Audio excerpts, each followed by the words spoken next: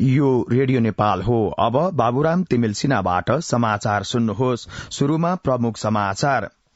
राष्ट्रपति रामचन्द्र पौडेलको भारतको नयाँ दिल्ली स्थित all India institute of medical science AIIMS अस्पतालमा उपचार जारी। भारतीय प्रधानमन्त्री नरेन्द्र मोदीद्वारा स्वास्थ्य लाभको कामना। नेपालमा सुशासन, विकास र समृद्धिको यात्रा प्रारम्भ भइसकेको प्रधानमन्त्री पुष्पकमल दाहाल प्रचण्डको भनाई। आमाप्रति श्रद्धा भक्ति प्रकट गर्दै आज देशभर मातातीर्थ औंसी मनाइँदै र यमनको राजधानीमा भएको भीड़भाड़मा च्यापिएर कम्तीमा 78 जनाको मृत्यु। अब समाचार विस्तारमा। राष्ट्रपति रामचन्द्र पौडेलको भारतको नयाँ दिल्ली स्थित all India institute of medical science AIIMS अस्पतालमा उपचार जारी छ। सघन कक्षमा उपचारमा रहनुभएका राष्ट्रपति पौडेलको विशेषज्ञ चिकित्सकको टीमबाट प्रोटोकल अनुसार उपचार भइरहेको राष्ट्रपतिका प्रेस सल्लाहकार किरण पोखरेलले रेडियो नेपाललाई जानकारी दिनुभयो। छाती र पेटमा देखिएको स्वास्थ्य समस्यामा सुधार नभएपछि चिकित्सकको सल्लाहमा राष्ट्रपति पौडेललाई हिजो सिरी एयरलाइन्स मार्फत थप उपचारका लागि भारत लगिएको थियो। यसैबीच भारतका प्रधानमन्त्री नरेन्द्र मोदीले भारतको नयाँ दिल्लीमा उपचाररत राष्ट्रपति रामचन्द्र पौडेलको शीघ्र स्वास्थ्य लाभको कामना गर्नुभएको छ। भारतीय प्रधानमन्त्री नरेन्द्र मोदीले राष्ट्रपति पौडेलको स्वास्थ्य लाभको कामना गर्दै पठाउनु भएको सन्देश प्राप्त भएको नयाँ दिल्ली स्थित नेपाली दूतावासले जनाएको छ। यस्तै उपराष्ट्रपति राम सहाय प्रसाद यादवले राष्ट्रपति रामचन्द्र पौडेलको स्वास्थ्य लाभको कामना गर्नुभएको छ। हिजो एक वक्तव्य जारी गर्दै उहाँले राष्ट्रपतिको शीघ्र स्वास्थ्य लाभको कामना गर्नुभएको हो। प्रधानमन्त्री पुष्पकमल दाहाल प्रचण्डले नेपालमा सुशासन, विकास र समृद्धिको यात्रा प्रारम्भ भइसकेको बताउनु भएको छ।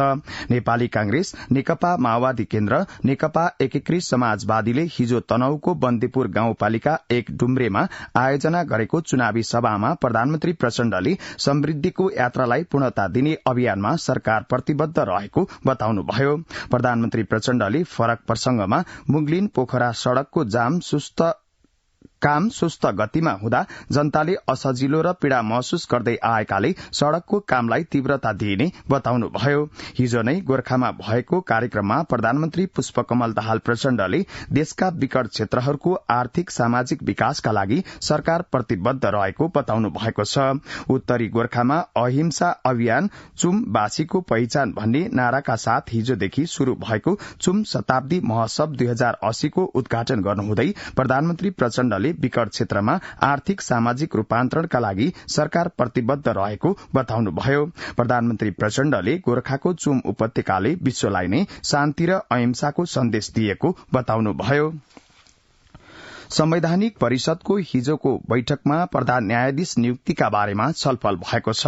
प्रधानमन्त्री पुष्पकमल दाहाल प्रचण्डको अध्यक्षतामा सिंहदरबारमा बसेको परिषदको बैठकमा प्रधान न्यायाधीश नियुक्ति सम्बन्धी एउटै मात्र एजेण्डा भए पनि कुनै ठोस निर्णय नभएको राष्ट्रिय सभाका अध्यक्ष गणेश प्रसाद तिमिल सिन्हाले जानकारी दिनुभयो। प्रतिनिधि सभाको हिजोको बैठकले राष्ट्रिय सभाबाट सन्देशसहित प्राप्त अख्तियार दुरूपयोग अनुसन्धान आयोग तेस्रो संशोधन विधेयक 2077 माथि छलफल गर्न स्वीकृति दिएको छ।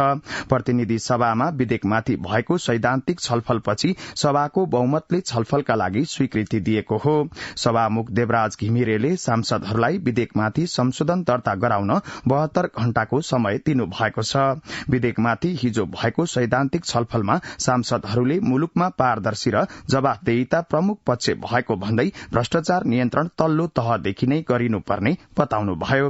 सांसदहरूले संवैधानिक निकायका प्रमुखहरू संसदप्रति उत्तरदायी हुनुपर्ने, नीतिगत भ्रष्टाचारको पनि परीक्षण हुनुपर्ने, संवैधानिक निकायको अनुगमन निरीक्षण गर्न संसदीय समिति निर्माण हुनुपर्ने बताउनुभयो। विधेयकमाथिको सैद्धान्तिक छलफलमा उठेका विषयमाथि जवाफ दिँदै संचार तथा सूचना प्रविधि मन्त्री रेखा शर्माले अख्तियार दुरूपयोग अनुसन्धान आयोग तेस्रो संशोधन विधेयकमाथि प्रतिनिधि सभाले गहिरो अध्ययन गरी बलियो कानून निर्माण गर्ने विश्वास व्यक्त गर्नुभयो।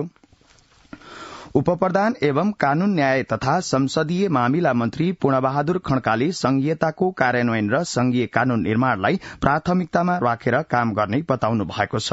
हिजो सिंहदरबार स्थित कानून तथा संसदीय मामिला मन्त्रीको पदभार ग्रहण गर्नुहुँदै उप प्रधानमन्त्री खड्काले कानून निर्माण गर्ने र पारित गर्ने प्रक्रियालाई तीव्र र प्रभावकारी रूपमा अगाडि बढ़ाउने बताउनुभयो।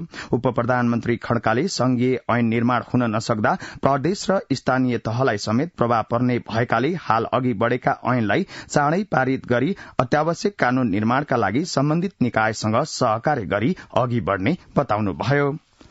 राष्ट्रिय सभाका अध्यक्ष गणेश प्रसाद तिमिल सिन्हा 8 सदस्यीय प्रतिनिधि मण्डल सहित रूस प्रस्थान गर्नु भएको छ।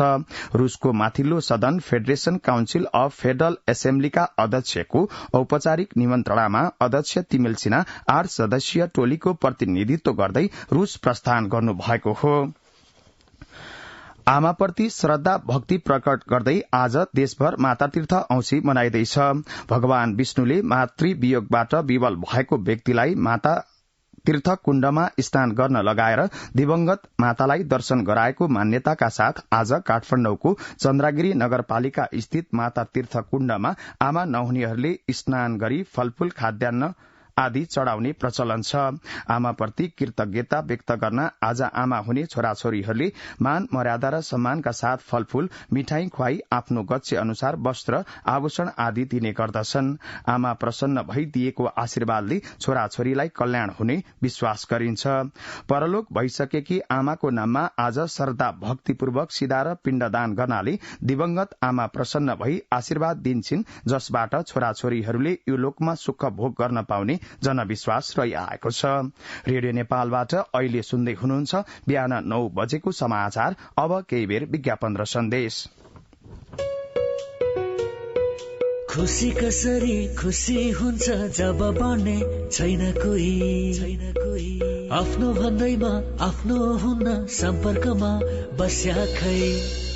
सम्पर्कका लागि बलियो आधार नेपाल टेलिकम हो राष्ट्रकै सञ्चार।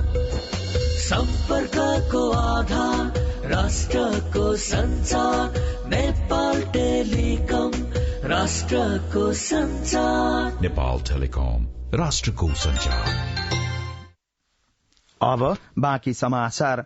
आगामी वैशाख 10 गते हुने प्रतिनिधि सभा सदस्य उपनिर्वाचनका लागि सम्बन्धित निर्वाचन क्षेत्रमा सार्वजनिक विदा दिन निर्वाचन आयोगमा रहेको उच्च स्तरीय निर्वाचन सुरक्षा समितिले नेपाल सरकारलाई आग्रह गर्ने निर्णय गरेको छ।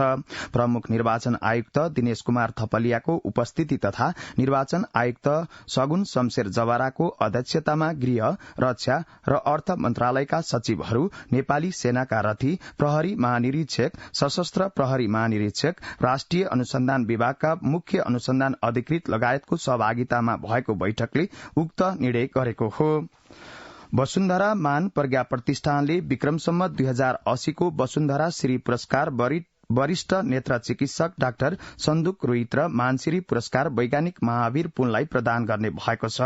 प्रतिष्ठानको हिजो बसेको बैठकले स्वास्थ्य, शिक्षा र नेत्र चिकित्साको सेवाद्वारा नेपाली समाजलाई समुन्नत बनाउन महत्वपूर्ण योगदान गर्नुहुने वरिष्ठ चिकित्सक डाक्टर रोहितलाई विक्रम सम्वत 2080 को वसुन्धरा श्री पुरस्कार प्रदान गर्ने निर्णय गरेको हो। त्यसैगरी बैठकले राष्ट्रिय आविष्कार केन्द्रको माध्यमबाट नेपालमा विज्ञान तथा प्रविधिको विकासमा महत्वपूर्ण योगदान गरेको कदर गर्दै वैज्ञानिक महावीर पुनलाई विक्रम सम्वत 2080 को मानसिरी पुरस्कार प्रदान गर्ने निर्णय गरेको हो। अब अन्तर्राष्ट्रिय समाचार। यमनको राजधानी सनामा रमदानको अवसरमा वितरण गरिने रकम लिन भेला भएका मानिसहरूको भीड़भाड़मा परि कम्तीमा 78 जनाको मृत्यु भएको छ। एउटा विद्यालयमा आयोजना गरिएको कार्यक्रममा प्रति व्यक्ति उपलब्ध गराइने $9 लिन भेला भएकाहरू भीड़भाड़मा च्यापिँदा उक्त संख्यामा मानिसहरूको ज्यान गएको हो। सन् 2015 मा यमनी सरकारलाई अपदस्थ गरेपछि त्यहाँ हुती विद्रोहीको वर्चस्व कायम रहँदै आएको छ। अब मौसम सम्बन्धी जानकारी। आज सुदूरपश्चिम कर्णाली, लुम्बिनी र गण्डकी प्रदेश लगायत पहाड़ी भूभागमा आंशिकदेखि सामान्यतया बदली रही कोशी, गण्डकी, बागमती, कर्णाली र सुदूरपश्चिम प्रदेशका पहाड़ी भूभागका केही स्थानमा मेघगर्जन, चट्याङसहित हल्का वर्षाको सम्भावना रहेको जल तथा मौसम विज्ञान विभागले जनाएको छ। आज दिउँसो काठमाडौँ उपत्यकाको अधिकतम तापक्रम 30 देखि 32 डिग्री सेल्सियसका बीच रहने अनुमान गरिएको छ। अन्त्यमा यस प्रसारणका प्रमुख समाचार फेरि एकपटक। राष्ट्रपति रामचन्द्र पौडेलको भारतको नयाँ दिल्ली स्थित all India institute of medical science AIIMS अस्पतालमा उपचार जारी, भारतीय प्रधानमन्त्री नरेन्द्र मोदीद्वारा स्वास्थ्य लाभको कामना। नेपालमा सुशासन, विकास र समृद्धिको यात्रा प्रारम्भ भइसकेको प्रधानमन्त्री पुष्पकमल दाहाल प्रचण्डको भनाई। आमाप्रति श्रद्धा भक्ति प्रकट गर्दै आज देशभर मातातीर्थ औंसी मनाइँदै र यमनको राजधानीमा भएको भीड़भाड़मा च्यापिएर कम्तीमा 78 जनाको मृत्यु। रेडियो नेपालबाट बिहान 9 बजेको समाचार सकियो। यसपछि नेपाल भाषाको समाचार सुन्न सक्नुहुनेछ। हवस् त, नमस्कार।